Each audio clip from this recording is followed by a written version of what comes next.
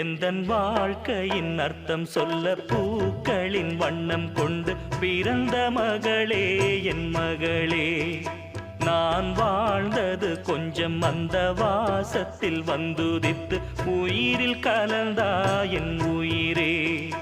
உன் பூவிழி குறுநகை அதில் 1000 கவிதையே.